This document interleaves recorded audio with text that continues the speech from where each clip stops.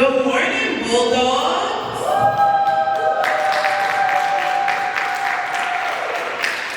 I just had two other schools in here who showed me way more love than my own school. Good morning, Bulldogs. Thank you. So today we're doing a career panel where we have our lovely panelists who will introduce themselves and let you know what their jobs entail. You guys are to give them the most respect because they are taking time out of their busy schedule to come talk to you guys. So that means no talking if they're talking, okay? Okay? Thank you. Good morning, guys. My name is Candace Myers. I am currently an admissions advisor at Monroe University. Previously before coming to Monroe, I actually started at Monroe in September, so I'm pretty new to the role. I worked in television production for 9 years as a producer. So my background is in TV production. I grew up in New York City. I went to high school in the Bronx, which is how I came so close to the Bronx, but I live in the Bronx now, but I grew up in Harlem, New York. I also went to Utica College, upstate New York, for my undergrad. It's now Utica University, and I'm super excited to be here. So I'll see you guys today. My name is Jessica Cuevas. I share my last name with one of your instructors. That's all I'm put on blast, my lovely sister Erica. I work in real estate. Born and raised in New York City. I was born and did my half of my life in Spanish Harlem. Now I'm living in the Bronx. I work in the Bronx. I work in real estate development and investment. Most of my work is here in the Bronx, and I also do some work in a large community in Brooklyn. I've been working in real estate development and investments for about 10 years now. And I'm excited to spend some time with you guys this morning. Good morning. Can you guys hear me? My name is Kareem Whitfall. I'm from the Bronx, New York. I attended Mercy College, which is now Mercy University. I've been in the finance industry for about 26 years. Currently, I manage a hedge fund management operations at Macquarie. Definitely look forward to sharing my path and the things that I've experienced in my career with you guys. Good morning, my name is Jamel Watson, and I am from the Bronx, but I was raised in Florida, and I moved back in the Bronx, back to New York in 2010. I attended Florida A&M University in Tallahassee, Florida, also known as FAMU. I did my undergrad and grad there. Currently, I work at a company called Attentive. They power text messages and emails for big clients like CB2, Allo, Fashion Nova. So I know you don't have your phones on you now, but if you type ATTN in your text messages to search, you may see some of the brands that you guys have subscribed to. That's powered by my company. Currently, what I do for them though is I'm head of workplace. So head of workplace facilities and real estate. So anything that happens in our offices, I'm responsible for that. So I manage locations in New York, San Francisco, London, and Australia. So looking forward to being here.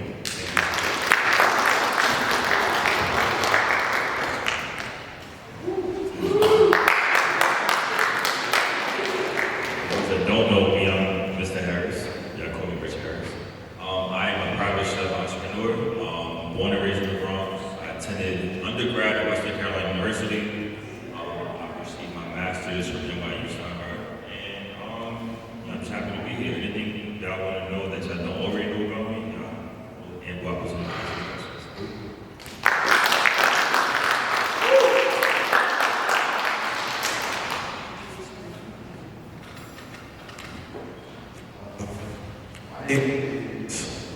Davion, and my question is, what inspired you to choose your career?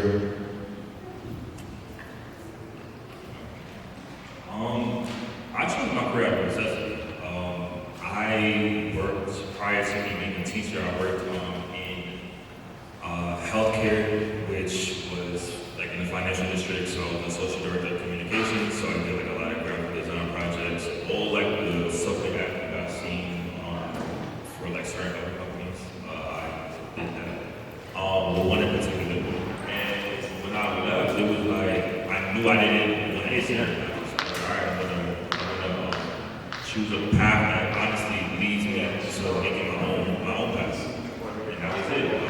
Realistically, obviously becoming a chef wasn't what I thought it was gonna be. It's definitely been challenging, but I'm glad I made the choice. I get to teach y'all too. So that's what it is. For me, what inspired me to go into production. I majored in journalism and public relations in college. Might be some of your kids going up to the gym looking for you. So if you want to go up there and say, go out. I didn't want to be in debt. Long debt, and I knew I wanted to go away to college. I knew I wanted to go experience, right? So I started to rethink some things. I was like, okay, I don't necessarily think I want to go to school after I get the bachelor's pathway. So what are some career options that I find something that I like? I love to write, I love to tell stories. I'm creative at heart. So I started to look into different industries that align with that, and that's how I came into television production. And that I also grew up listening to TV, listening to radio, watching a lot of TV, like talk shows. So sometimes if I stay home from school because I was sick, I watch more shows and things like that. Like I was like one of those kids. I watched the talk shows all day long, and I was very intrigued by TV and like hosting and things like that. So that's what inspired me to go to school. What inspired me is real estate is a second career for me. 15 years working in healthcare finance. That job just became something that I didn't want to do it anymore. The tedium and it was just grueling emotionally and mentally. And so I was thinking of another career path that I could go that wasn't going to give me more student loan debt. My degrees in business administration with the focus in healthcare. So I had my student loan debt and that, and I knew I wanted to do something else. I toyed with the idea of going into becoming a lawyer, just like Candace. But I didn't want to take on more debt. So I was thinking, what was a career path that I could go into that's not going to require taking on more debt? And that's going to make me money because money makes my life, right? And so I always had an interest in real estate, so I decided to go that route. I got licensed in real estate, and then I just poured myself into learning everything about real estate. Taking the classes to get licensed in real estate is very different than being able to put a deal together. And so after I got my license, I decided I'm going to just pour myself into learning everything about real estate, and that's what I've done. And now I'm 10 years into the real estate career. I love it.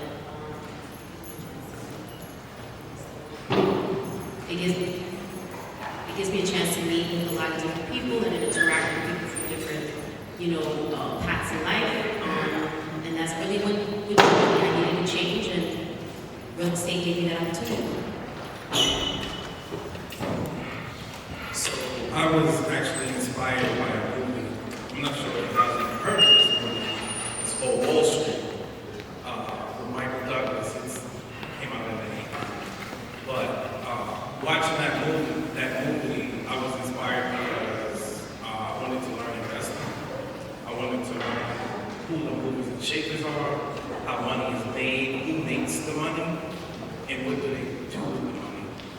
So working in finance, I've definitely had an opportunity to learn a lot of that.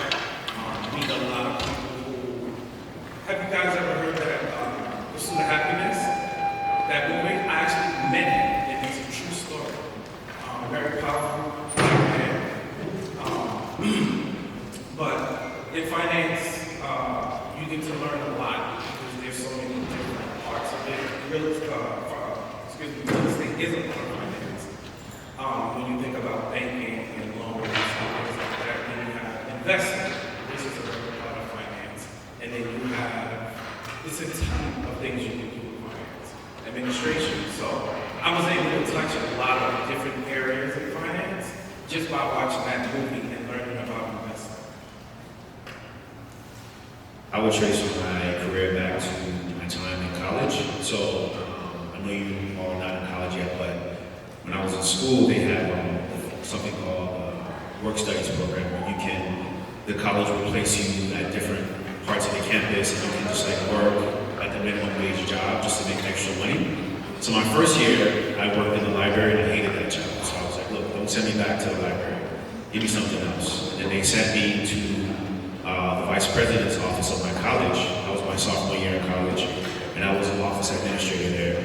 And I did that job all the way until I graduated with my graduate degree. So that was 5 years in that office. I loved it. So it gave me exposure to, all the deans at school. The students would come in with issues. I was meeting a lot of different people, and I'm a social person, so that was like a perfect job for me. So I traced my origins in my career to that time. And if you ask me, like, how long have you been doing this? I say 15 years, because I include that time in college as well, which kind of set me up for doing my job now. Because with my job now, the office managers, they do all report to me in each location. So my origin story started as that when I was in undergrad. Round of applause.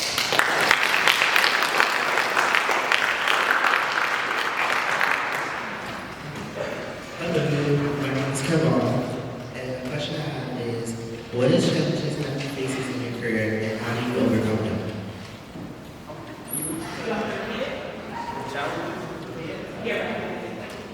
What challenges have you faced in your career, and how do you overcome them? I can start.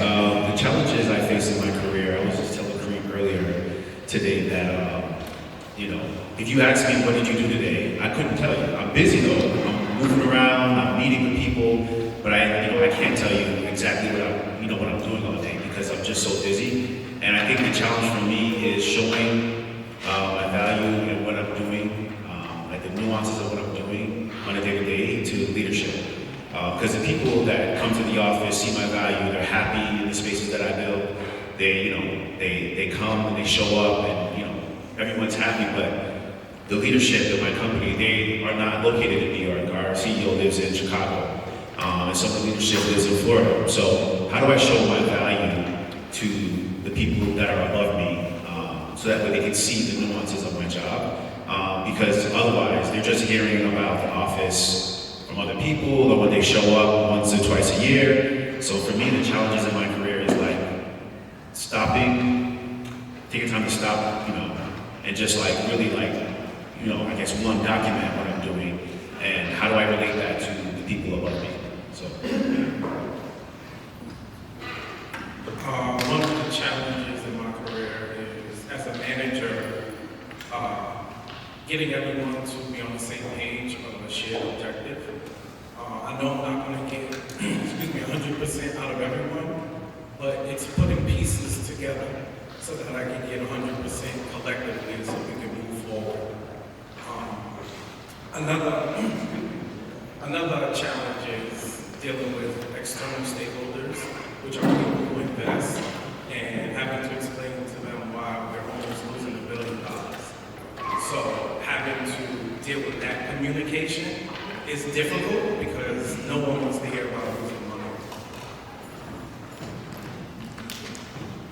A challenge for me in my career was honestly starting the career. When you get your license from the Department of State in the mail, that's a really exciting time. But then when you walk into your first real estate brokerage office, there isn't a line of clients waiting to throw money at you. That's a career you have to build. I'm what's considered an independent contractor, so I don't have a boss. I work in sponsorship with a broker, but the broker is not my boss. The broker doesn't tell me when to come to the office, doesn't tell me how long to stay at the office, doesn't remind me to make my calls and connect with my clients.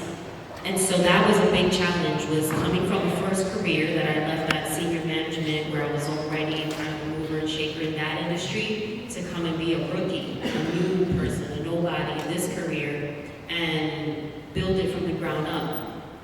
Taking a real estate course to get licensed is not the same as working as a realtor. And so I had to learn what all that meant. Okay, so I got to the office at 8 a.m. Now what do I do? I had nobody telling me. So that was a big challenge, was acclimating from working in a like 9-to-5 finance-based office space where I already knew from 9 a.m. to 5 p.m. what my day looked like, to now I'm creating all of that. And no one told me how to do that. So that was a challenge, and that took me a while to get acclimated to that space of I'm building myself and my brand in real estate. That was the biggest challenge.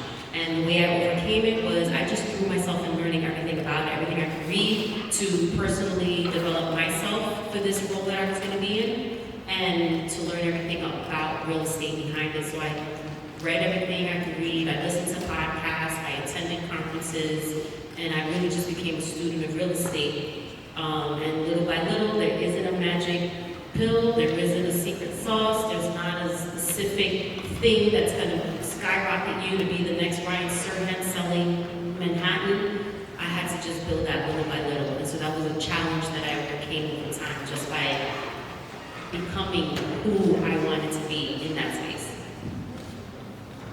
Just like Jessica, I also was a contractor, as a producer, technically called freelance producing, so I never worked with one company. The company would bring me on to a project, I would stay with them for a few months, and when I complete that project, I'd go off into another project, but that also meant I had to find my next job. So I had to make sure I always had work lined up, so that all my, so I could make money basically. And that was a challenge at first when I decided to go the freelance route, because I was so concerned about, work. How will I find my next job? How will I find my next job? However, the way I was able to overcome that challenge was just being personal with people and building relationships. So I began to build relationships with people on the shows that I would go to, and I would work hard and do a good job. They would call me for their next show, but they would recommend me to a friend to say they had a project coming up. They would recommend me. So I never went without knowing what my next job was going to be lined up, because I have made relationships and I have built a network, and I became good at what I did. So that was a challenge at first, though. I was very nervous about it, but I still took the leap of faith and I did it. And it paid off for me.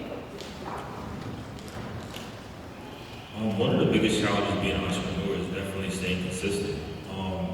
You don't have goals. So if I chose to wake up today and do nothing, I'm gonna wake up today and do nothing. And then when you're being consistent and staying down to do the right thing, as far as staying in alignment with what you want to do in your goals, it's gonna be times where it's hard, and that's definitely a challenge. One of the things that you have to acknowledge is to discern when you're pivoting and when you're chasing trends out of alignment. And I think that we live in a society, especially with TikTok and social media, we just find something that's trendy and it looks good and this nice shiny thing, but it's not in alignment with what you actually should be doing and what you want to do. So definitely staying consistent and staying and discerning what to do and what not to do if you're chasing trends and not chasing trends is definitely a big challenge.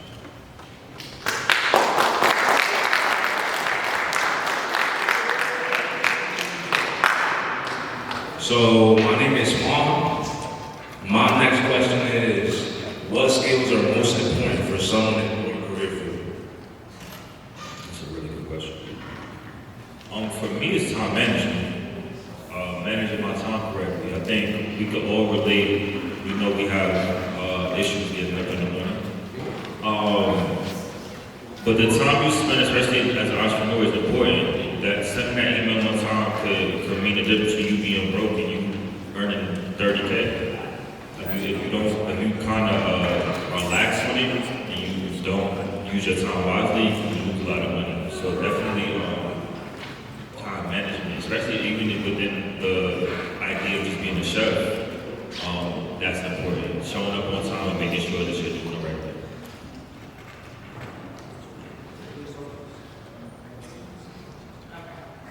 Oh, that's a great question.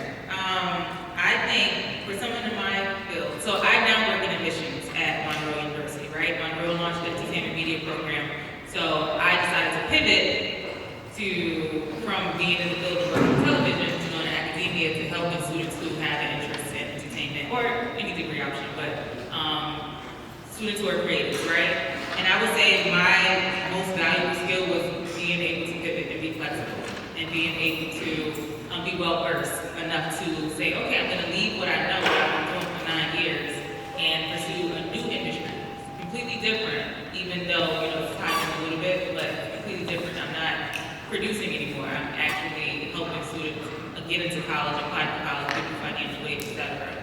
So it really took just the skills to be flexible and be well versed in knowing how to work with environments and things like that. In real estate is a career path where it's a people industry. You're working with people. The properties that people buy into, that's secondary. If you've watched HGTV, it looks like what we do is we wake up and we tour homes and they're beautiful and we turn the doorknobs and point at rooms. But that's so little of what real estate actually is. The biggest skill set that has made me the most important to the clients that I work with is being able to connect. Being able to sit down and hear what it is they need, what are their plans, what are their goals, and then I'm the one that creates the plan and the plan to get to their goal. But first I have to be able to connect and let them trust me.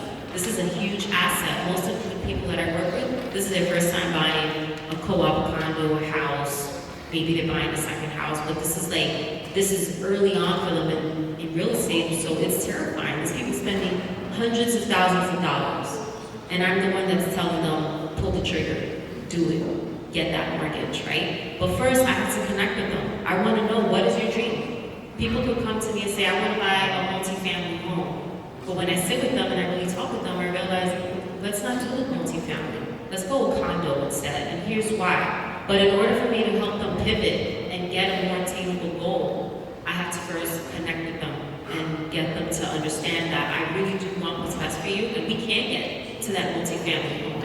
But there's this first step that we gotta take first. And so when I connect with them and they trust me, then we're able to get the ball rolling, and then we can get them to where they need to be. So the most important skill set for me is connecting on a human level.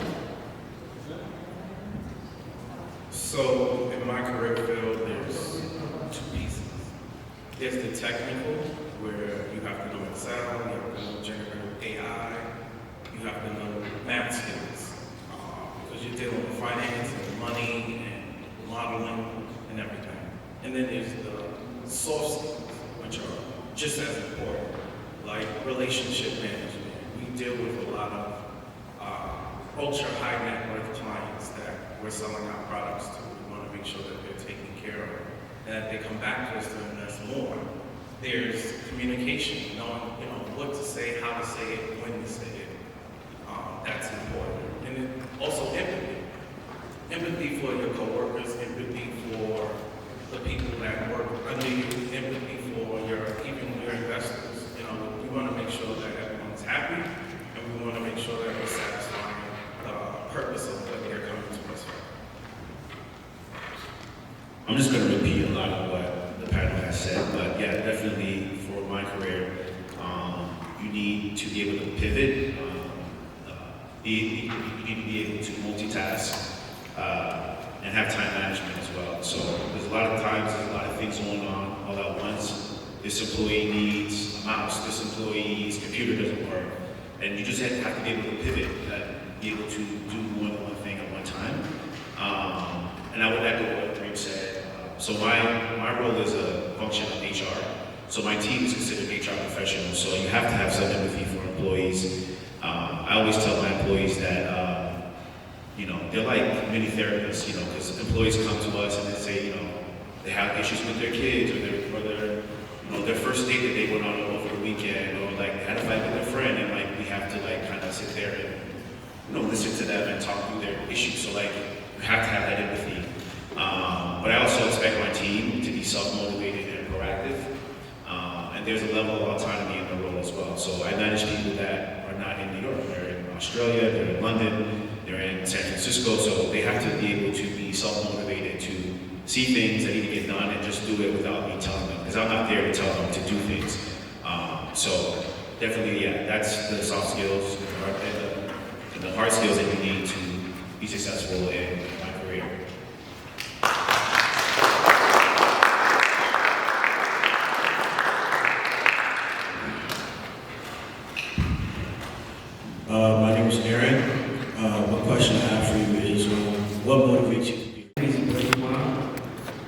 question is, if you could do anything over again,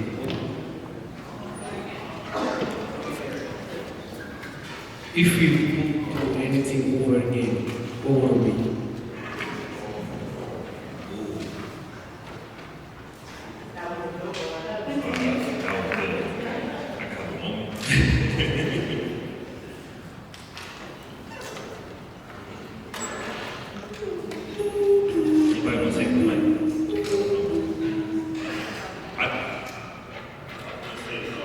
For me, a little bit of it is, I wouldn't honestly do anything over.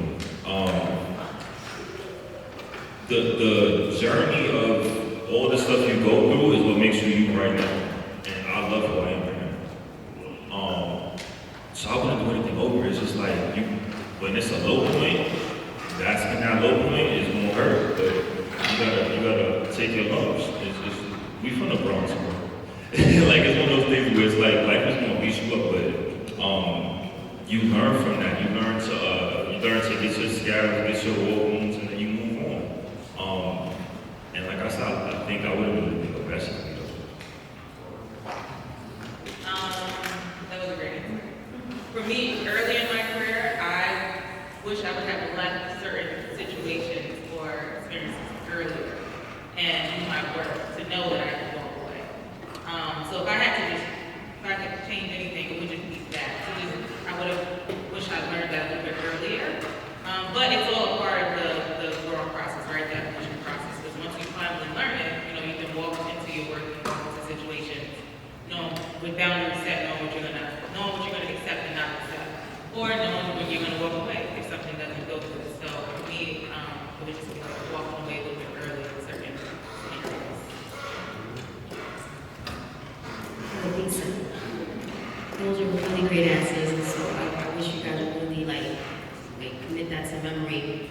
I'm going to change my answer. I was going to say that I would go back and do everything over again, but I really love your answer. I would do nothing over again differently because it's really in the trial and error. And I do want to steal a little bit from Candace is because you guys are also young, and whether you want to admit it or not, you walk around with a ton of insecurities, and you're insecure about everything what you wear, to what you eat, to how you look, what you say. And so everybody has that. I had all these insecurities, and then as a woman, right, starting out in a career where I was in healthcare, a lot of the meetings I sat in at were people who didn't look like me. They were older men, and it was just always kind of like, oh, you're cute, So I wish I would have walked away from some of those things a little bit earlier, but aside from that, I really do look back at all the struggle that I had, the changes in career, changes in major. Look, it took me 10 years to get my bachelor's degree. You know why? I kept changing my major, take a semester off, take a year off, because I wasn't sure what I wanted to do.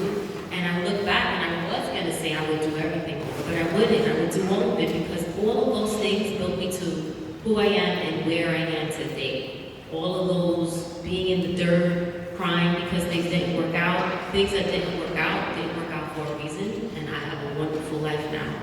Good, bad, and ugly, it's all wonderful. So I wouldn't change anything. Yeah, I have to piggyback on everyone that said not changing anything. I've been in the finance industry for 26 years, and I'm very lucky for that because not a lot of people can say that. So the bumps and the bruises, I'll take them all to get to where I'm at today. That's a great answer. I do agree that everything that you've done in your life and everything, the good, the bad, the ugly, is what makes you who you are today. However, I would change two things. One, it would be when I was in college, I didn't do enough internships, and I didn't know the importance of doing internships. Because a lot of times when you graduate from college, these companies want you to have that experience already, but how can you get that experience, right? The easiest way to do that is do as many internships as possible. And sometimes those internships turn into actual jobs. I didn't do a lot of that, so I do wish I could go back and do that. And then the second thing is, you guys are in high school, you don't really see the bigger picture of your life. quite yet. When I was in school, you know, and I learned about the square root of this and, you know, the circumference of that, and I just really didn't think I would need that in my life, but I'm actually using all that in my job right now. Along with that, when I was in high school too, I took a computer systems class, and I learned Excel, and I learned how to type, and I learned all these things, and again, I didn't take it seriously, but again, I'm using Excel and all these skills right now. I'm proficient and I'm good, but I just wish I had taken that more seriously because I didn't see the big picture in my life that, you know, fast forward 20 years, I'd be utilizing all the things I learned in high school. So, yeah, that's my answer.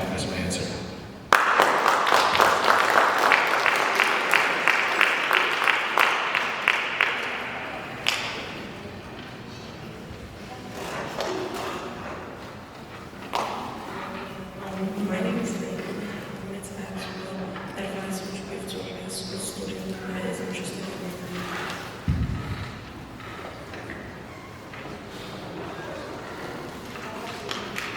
Okay, the advice I would give a high school student is to, like I just said, you don't always see the bigger picture, right? So doing well in your subjects, completing school, going to a college that you deem best for you, not because your friends are going to that college, but you have to be able to go to school that you see yourself like progressing and doing well in, but also like I went to school for business, right? So business is a good broad subject that you can kind of do, pivot to a lot of different things. But I would say just keeping it basic, just like doing well in school, going to a school that you best fit, that best fits you and your needs, and not worrying about the schools that other kids are going to, or just like going, you know, somewhere that your parents even want you to go to. But you have to think about yourself and how you see your life 10, 20, 30 years down the road. But I went to school for business, and that set me up to do this. I also did my master's degree in journalism, so part of my job, I do communicate a lot with the company and internal stakeholders, so that also set me up to do my job right now. But again, it's like sometimes you don't see the bigger picture, but you have to kind of think 10, 20 years down the road as to what that life would look like, and then work backwards with that. I'll start by saying the biggest room you'll ever be in your life is room for improvement. Always look for an opportunity to learn. Always look for an opportunity for people that you can learn from. Because the business that I'm in, a lot of people are willing to give you the keys. You just have to be willing to listen and take it and learn it. And there's so many people. There's a young man Jamel and I are familiar with. He's never interviewed for a position in his life because he's always had the opportunity where people were giving it to him. So leave yourself open to learn about the industry. If you're serious about finance, you guys have really good, I had to look at textbooks, and I had to go with companies to learn this stuff. You guys can go on TikTok, you guys can go on Instagram, you guys can use ChatGPT to learn as much as you can before you even start your career, so you're ahead of the game. You can make money before you even get to college because you're ahead of the game. So utilize all of that stuff that's in front of you because it's just going to help you push what you want to do further and retire early. Why not, right? But yeah, definitely utilize all of the knowledge that you can get. I want to give advice not just for my careers. I feel like the core foundation of my career is real basic, right? And so my advice is be open to learning everything. Look at everything as an opportunity. I started out when I was just 21 years old, 22 years old, working as a receptionist. And I took that job, being a receptionist, making like entry-level money, I flipped it, and I left as a senior manager, running the finance offices of 15 nursing homes in New Jersey, and that was just for being a receptionist, right? Because I was willing to learn things that were outside of my scope of work, willing to learn things that were people were telling me, oh, why are you letting them push this on you? That's above your pay grade. So what? let me learn it because that's going to increase my pay grade, right? I was always willing to learn more and step out of the box that people were putting me into and just venture out into something else. So not just for real estate, it's just, I wish I was in your seat. I wish I could go back 30 years and be in your seat and hear this advice. This wasn't given to me. And 30 years ago, they would tell me, high school students, just go to school, just go to school, just go to school, just go to school. School to do what? Once I get there, what do I do? What do I study? How am I going to take high school knowledge and college knowledge and transfer it into the real world? Nobody told me that part, right? Learn everything. Everything is an opportunity, no matter how small it is. You never know what door is going to be unlocked by something you're picking up right now. That's great. I will also add, not just advice for the industries that I am in, but just in general. I know we have these phones, right, and computers, so we're always scrolling, and we're talking, and we're texting, and we're like commenting on things, so we know how to communicate socially, right? And through text and through writing. Interact with people personally. Like that, being able to be personable and carry a conversation and network and just communicate with someone is such a lost skill. So I would say, sure, this is cool, we can be on our phone sometimes, but get outside with your friends. Like meet up, go have experiences, be present in the moment without being so attached to your phones. So this way you know how to enjoy a moment when it comes up in life. So you can have real memories, but also too, again, be able to carry a conversation, connect, be personal, and just really, really increase social skills. I feel like it's getting lost because we're so locked into social media and locked into the internet, and people are forgetting how to be present in moments and how to show up and network and just foster real relationships. So that's it, right? That's the advice I'm giving. It's really good. What Jessica said, actually what everybody says is amazing. Try everything is what I would say. You just never know what you could compound on. Little things that you might not think are valuable now will be valuable to you in the future. Whether it's showing up on time, places. The other piece of information I want to give y'all is look at where you guys add diversity and where you're not one of many. If you look at what, even if y'all know me, I teach y'all. So I'm the only culinary arts teacher within the school, but I'm able to make money with that. There's a lot of other teachers here though. I'm the only culinary arts teacher. I added diversity. I went into a space and added diversity rather than going to a culinary arts school and being one of many culinary arts teachers. Does that make sense? So go where you guys add diversity and not where you're not one of them is the best advice. And that's the end of it.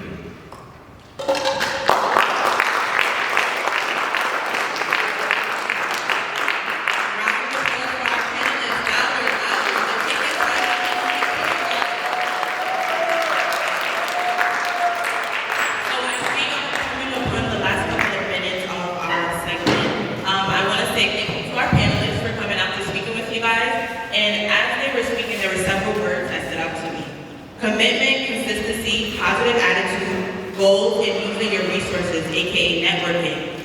Today, the objective of today's panel was not to tell you guys to be RNs in media arts and culinary arts. It's to help you guys to use your time that you have in high school now purposeful. Use these days of figuring out what do you like, what don't you like, what do you want to do after high school, do you want to go to college, do you want to go to trade school, what do you want to do? You guys have a room full of connections, not only just your teachers, but each other. You guys know people that can put each other into the next position, but you guys are talking to each other. So it starts today, okay? Round of applause. We have a couple of minutes if our panelists want to go into the crowd. A couple of students do have some questions that we didn't get to. So feel free to utilize our panelists. Ask away, okay? Respectfully, of course, okay? Thank you.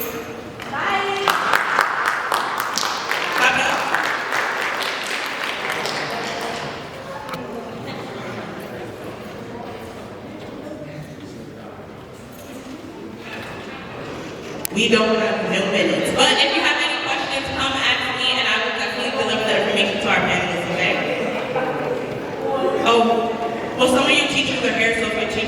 okay with using a couple of minutes, that would be perfect as well. It's up to you. If you haven't started now, you are to head to her class right away, please.